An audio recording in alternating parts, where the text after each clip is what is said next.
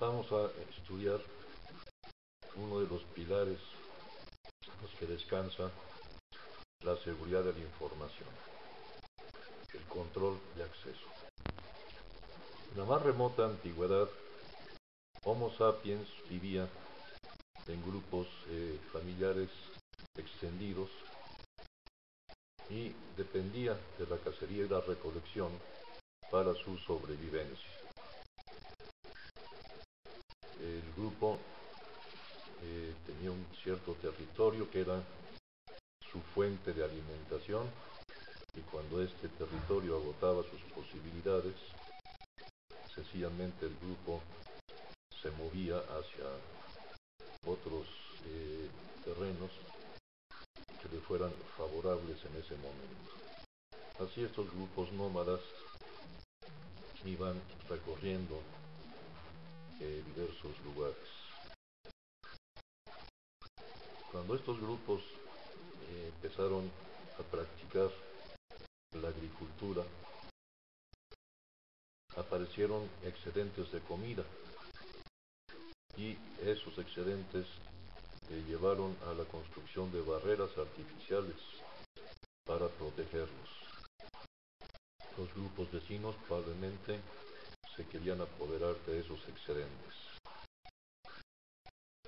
De esas barreras inicialmente eran cuevas, eran remansos de ríos, pero eventualmente los grupos que no tenían acceso a cuevas o a remansos de ríos o a otros elementos naturales de protección de los excedentes, empezaron a construir empalizadas, es decir, barreras artificiales, en algunos casos con paredes muy altas, para defender sus excedentes y al mismo tiempo defender a los miembros del grupo de los ataques de los vecinos. Tenemos entonces que los grupos humanos requieren de proteger sus activos, que en primer lugar son las personas, los miembros del grupo, y en segundo lugar los excedentes. Y esto, como hemos visto, se lograba mediante la construcción de barreras, dentro de las cuales, de empalizadas, dentro de las cuales se colocaban los activos, tanto las personas como los excedentes. Sin embargo, estas barreras siempre presentan un problema. El problema que presentan las barreras es que tienen que tener una puerta, porque si no tienen un punto de acceso, pues realmente no son prácticas y no resuelven los problemas adecuadamente.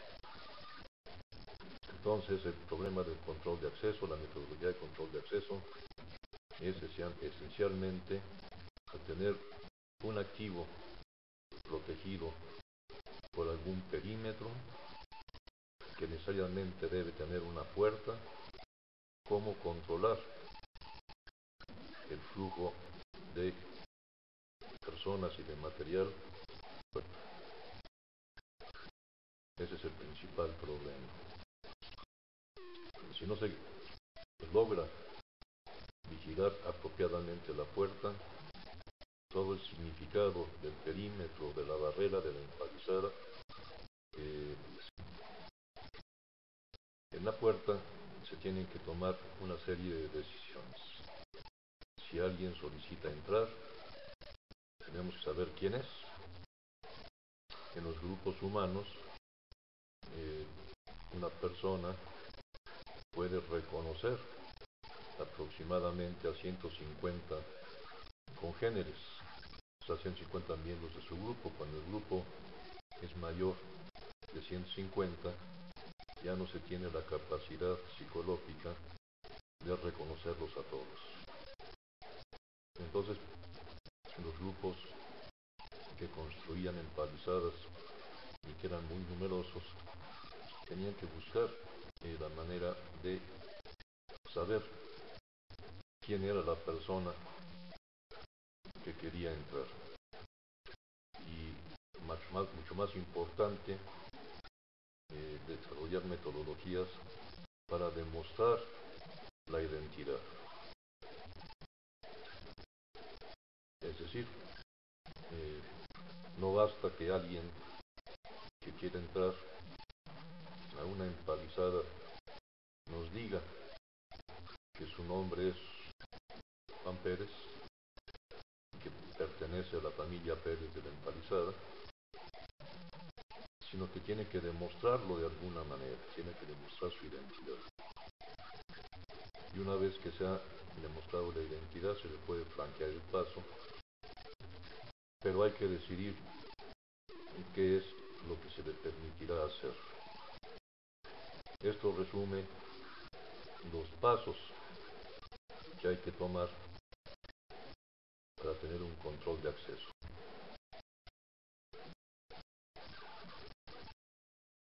El control de acceso es pues un procedimiento en donde hay que identificar a las personas, hay que autenticar a las personas, es decir, verificar que esa identidad es la correcta, y finalmente hay que otorgar o decidir o tener políticas de autorizaciones en donde cada permiso de acceso tiene que estar acompañado de una lista de acciones que el individuo puede llevar a cabo.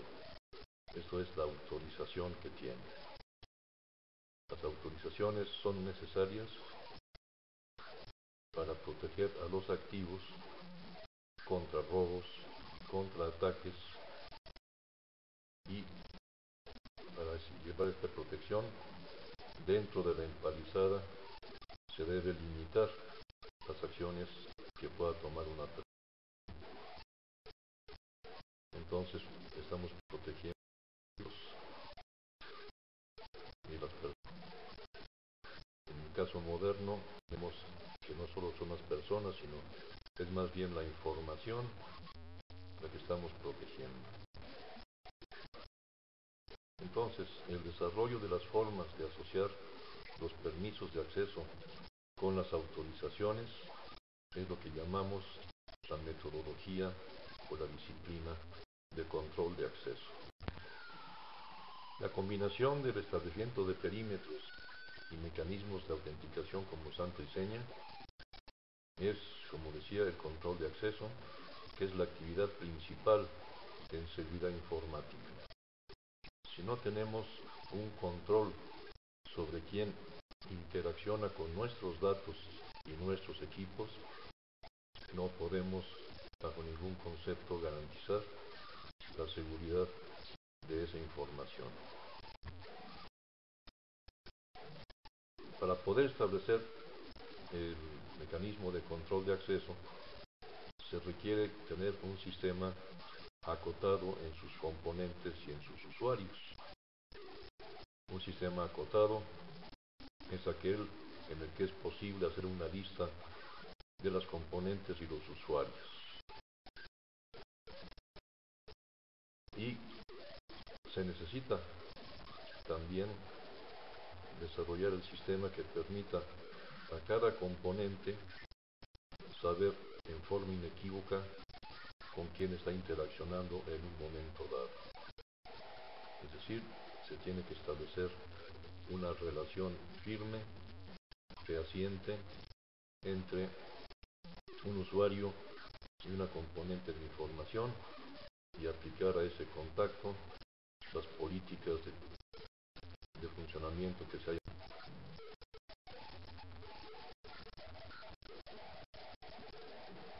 El conocimiento del sistema en el que estamos protegiendo, el sistema acotado que estamos protegiendo, es la base de ese funcionamiento seguro. El establecimiento de interacciones seguras, donde se puede identificar a las partes y garantizar su identidad, permite que la información preserve sus 4 componentes más importantes: la confidencialidad, la autenticidad, la integridad y la privacidad. Las acciones que tome la interacción tienen que ser manifiestas, es decir, tienen que exhibirse, tienen que conocerse, y hay que registrar cada interacción y atribuir esas interacciones a las 2 partes para poder crear una bitácora de actividades. Entonces, los pasos de control de acceso son un paso de registro, el paso de identificación, el paso de autenticación.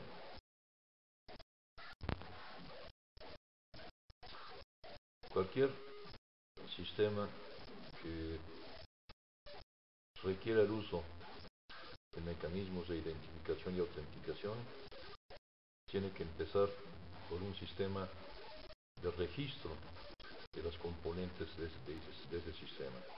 Es decir, hay que levantar un inventario de las componentes y de los usuarios. El sistema se considera acotado, es decir, se aplica solamente a aquellos elementos que estén en este inventario. Aquellos elementos que no aparezcan en el inventario no existen y por definición no forman parte del sistema. Ese inventario, evidentemente, como cualquier inventario, sufre modificaciones a lo largo del tiempo, estando sujeto a procesos de altas, bajas y cambios. Una vez que el usuario exhibe un autenticador, es decir, que convence al vigilante de quién es,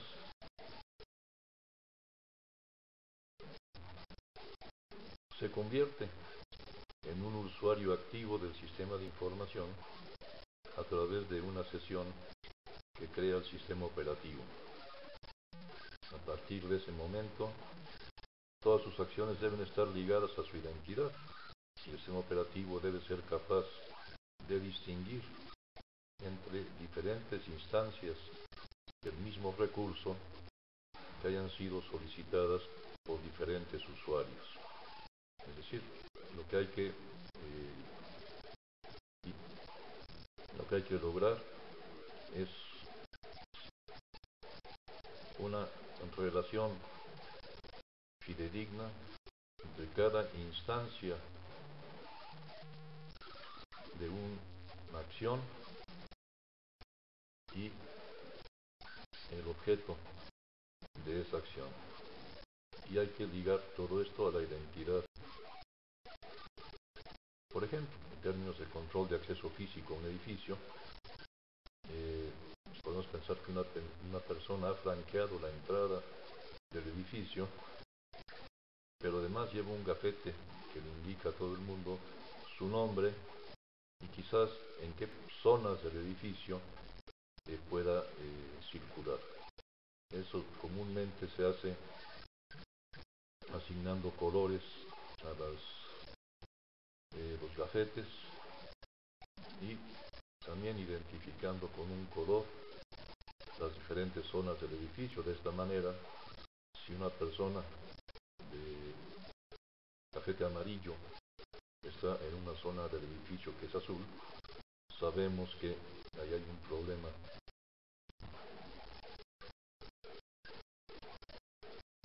En ese momento empieza la segunda fase del proceso de control de acceso, que es impedir que el usuario ejecute alguna acción que no le está permitida. Cada vez que un usuario intenta hacer algo, su autenticador permite conocer qué políticas debe obedecer en la medida que se hayan establecido las políticas en relación a los usuarios o a las clases de usuarios. Si no hay políticas que normen el comportamiento de un usuario, no se puede tener seguridad. Por eso se dice que las políticas son el motor que rige la seguridad del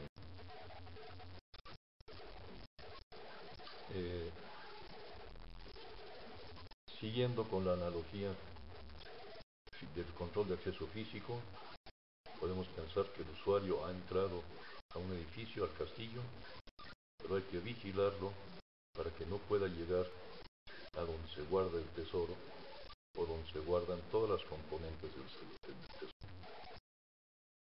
El control de acceso funciona bien si se tiene un sistema de identificación y autenticación y si se tiene información acerca de las características de los objetos de información. Es decir, que tenemos que poder autenticar tanto a los usuarios como a las componentes digitales de la información para poder hacer esta correlación. Esas políticas que son las que rigen la seguridad se deben fijar con la intención de preservar la confidencialidad, la integridad, la autenticidad, en algunos casos la disponibilidad de la información y recientemente también la privacidad de la información. Hay básicamente 4 formulaciones del control de acceso. El llamado control de acceso discrecional, el obligatorio, el control de acceso basado en perfiles y el optimista. En inglés, el control de acceso discrecional se llama DAC, Discretionary Access Control.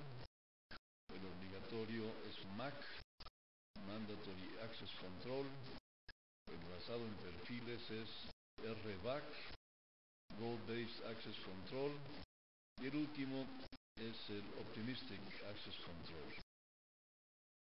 Vamos a explorar estas 4 formulaciones en el próximo tiempo. Algo que es importante hacer notar es que una vez que el usuario, el individuo, ha sido autenticado, las políticas que rigen el comportamiento de ese usuario, que han sido fijadas en relación a su persona, a sus habilidades, a sus responsabilidades y a su trabajo, tienen que ser heredadas por todas las herramientas que emplee, o sea, las herramientas de programación. Nosotros no somos entes digitales, entonces tenemos que usar subordinados o proxies o apoderados para hacer el trabajo digital que tenemos que llevar a cabo. Entonces, las políticas tienen que de alguna manera quedar asociadas a las aplicaciones que se ejecuten a nombre del usuario, que pueden ser aplicaciones enteras, programas, subrutinas e inclusive dispositivos.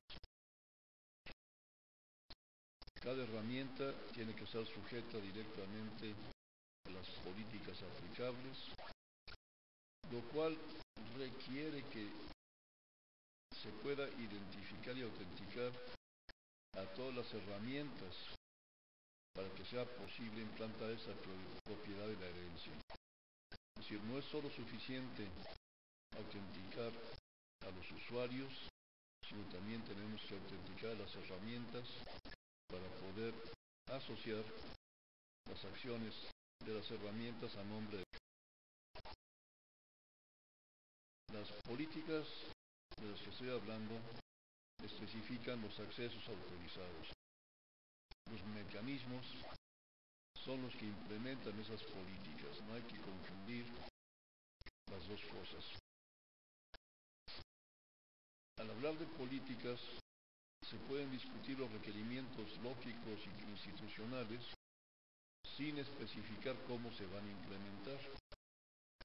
Se pueden comparar y contrastar y analizar distintas políticas o sistemas de políticas.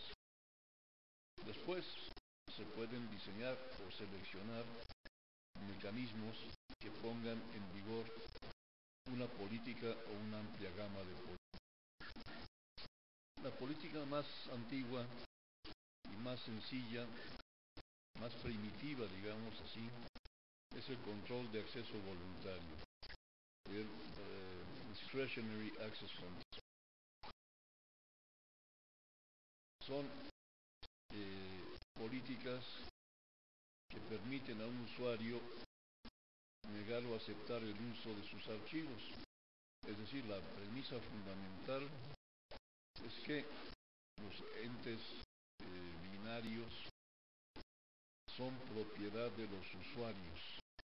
Cada usuario tiene en su sistema de archivos una colección de entes binarios que son de su propiedad.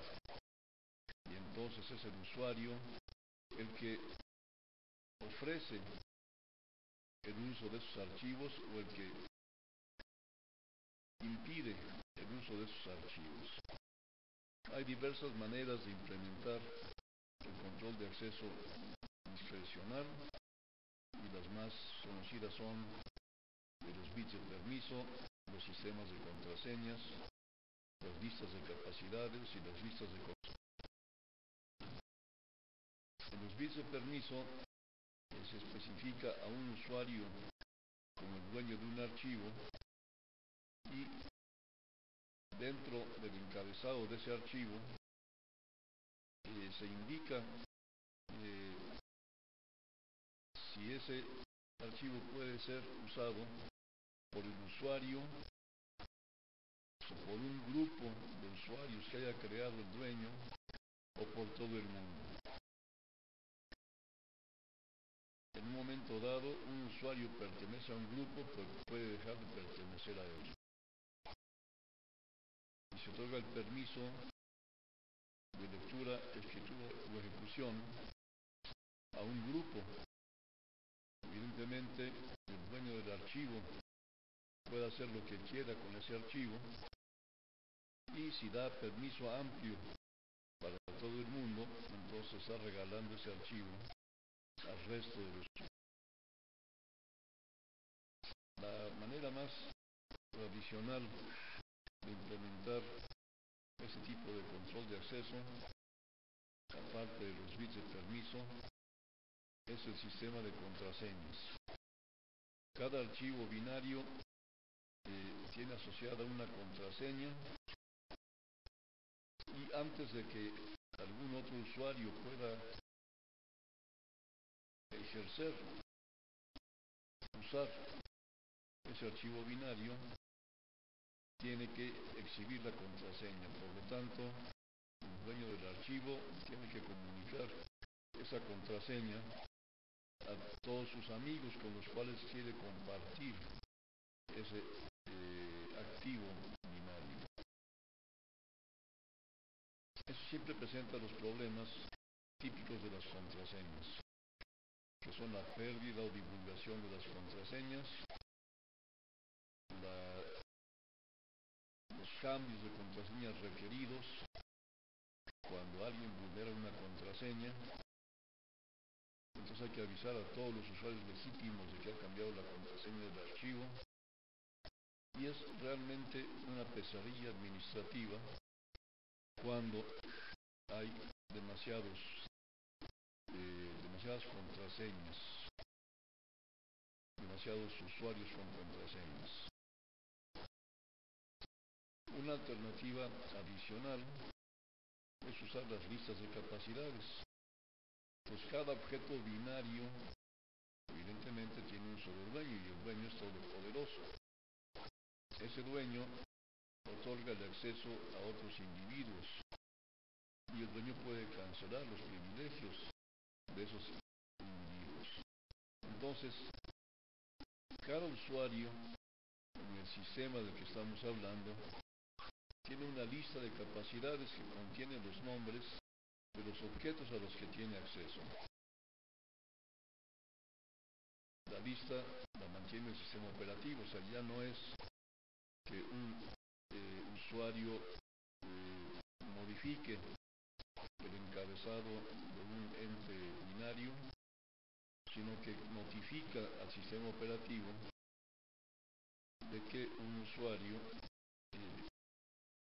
va a recibir como una actividad permitida o un ente permitido a un archivo binario. Los usuarios ya no acceden directamente a la lista de capacidades, sino que ya se requiere la intermediación. Aquí vemos un ejemplo de la lista de capacidades de un usuario llamado Alicia, y vemos que en esa lista de capacidades hay 3 archivos, y algo importante es que para cada archivo se asignan a Alicia diversas primitivas.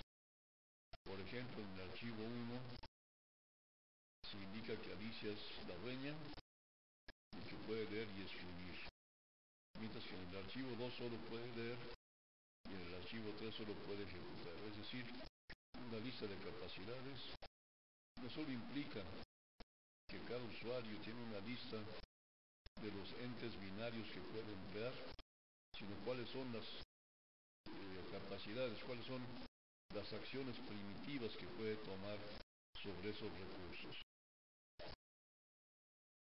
Si se tienen muchas listas, es decir, si tenemos muchos entes binarios y tenemos muchos usuarios, pues tenemos una gran diversidad de listas y listas muy largas.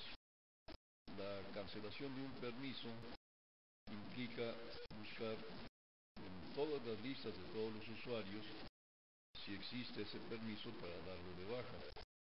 Entonces, administrativamente tampoco es algo que funcione demasiado.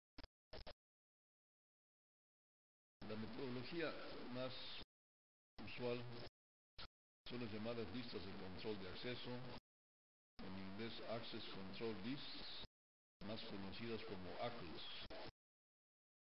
Cada objeto tiene una lista de los nombres de los usuarios que pueden acceder al mismo y qué tipo de acceso se les permite.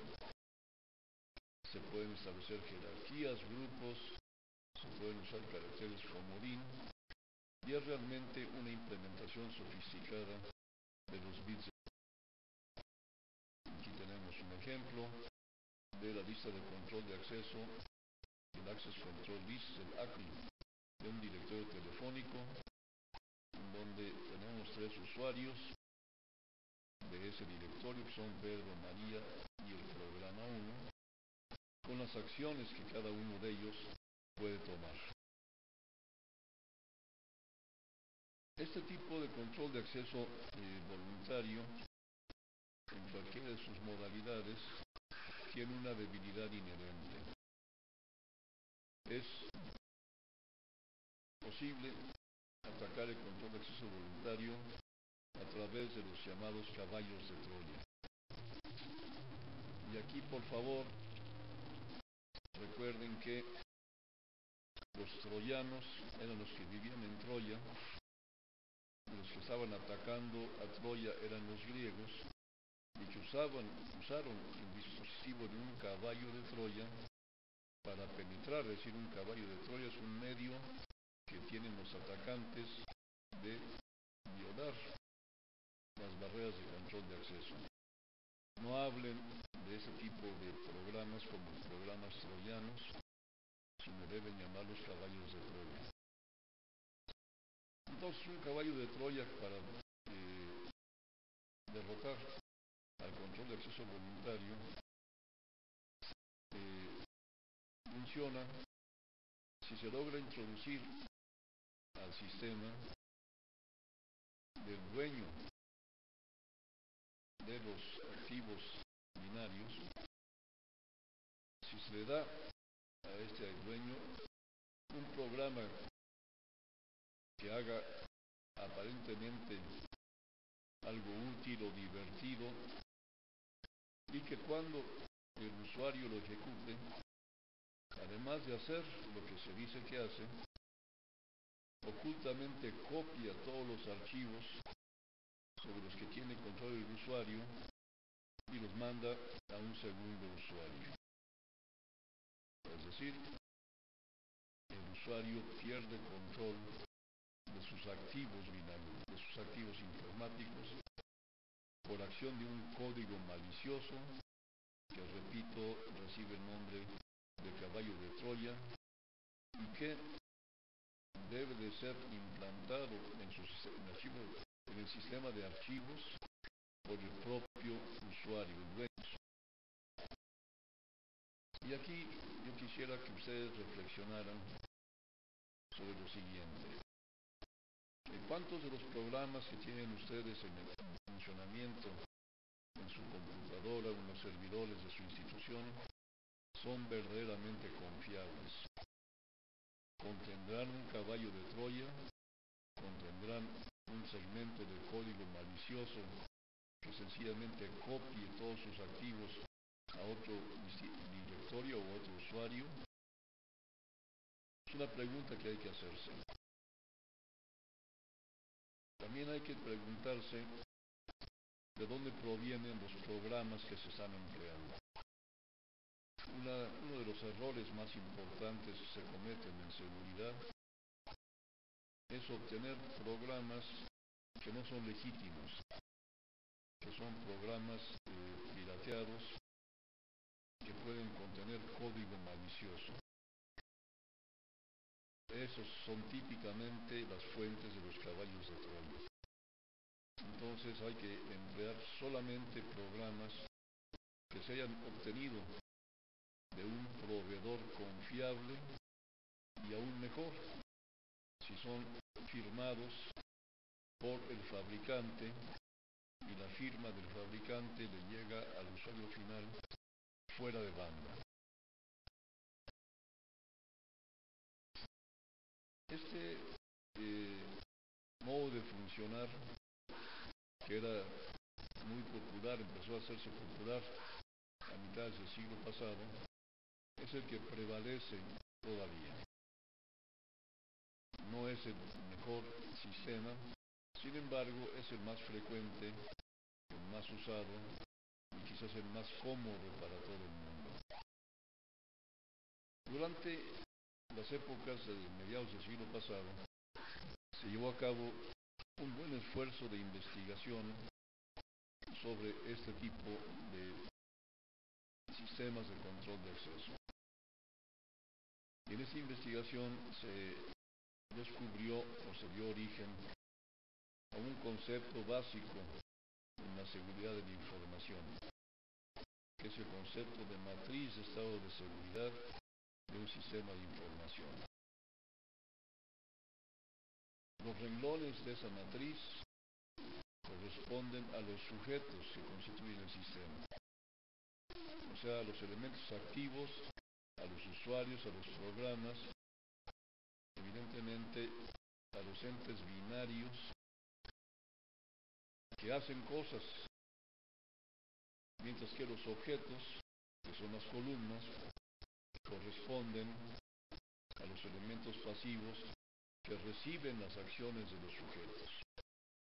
Es una matriz de control de acceso, una matriz de estado de seguridad, tiene como renglones a todos los elementos activos y tiene como columnas a todos los elementos pasivos.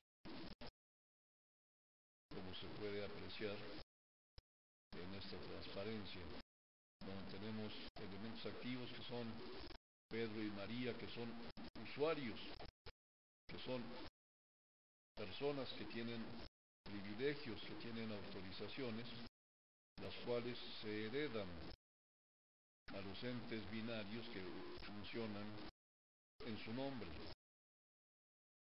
Aunque también se puede asignar a un proceso binario directamente un permiso. Y como columnas, vean ustedes que hay diversos elementos binarios como segmentos, como archivos, pero fíjense bien que el proceso 1 es al mismo tiempo un sujeto y un objeto.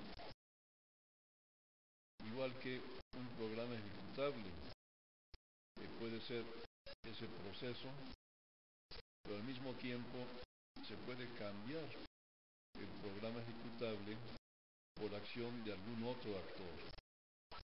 Entonces, esas matrices son típicamente muy rectangulares y difíciles de manejar. Se piensa que los derechos primitivos de acceso básicos son los 5 que aparecen en esta filmena: leer, escribir, añadir, ejecutar y poseer, y que cualquier otro derecho de acceso es meramente una combinación de varios de estos. Por eso los llamamos los derechos. Así vemos que Pedro tiene autorización para leer y escribir en el segmento 1, pero no tiene ningún privilegio sobre el segmento 2 y puede ejecutar el proceso 1.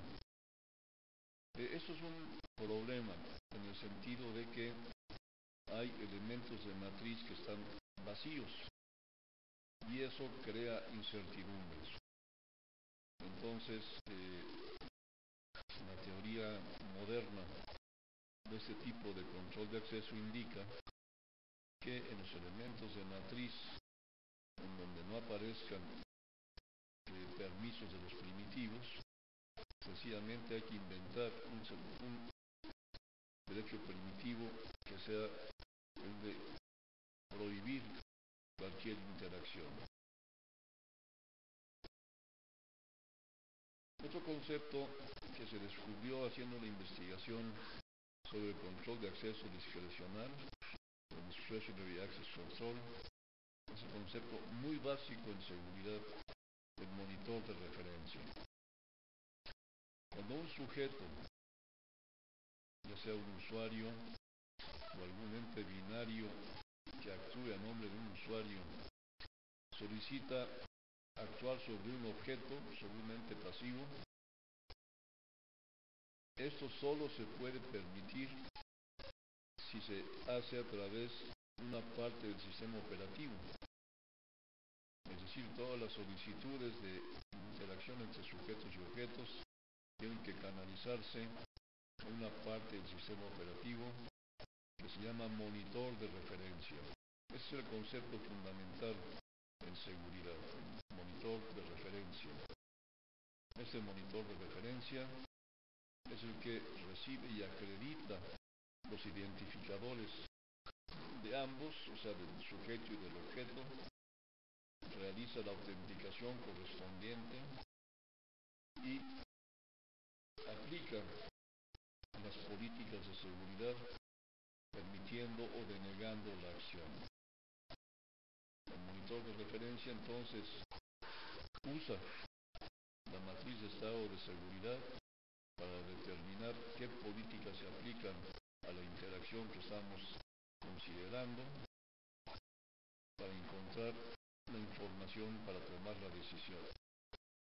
Estos monitores de referencia pueden ser dispositivos o programas o una combinación de dispositivos y programas.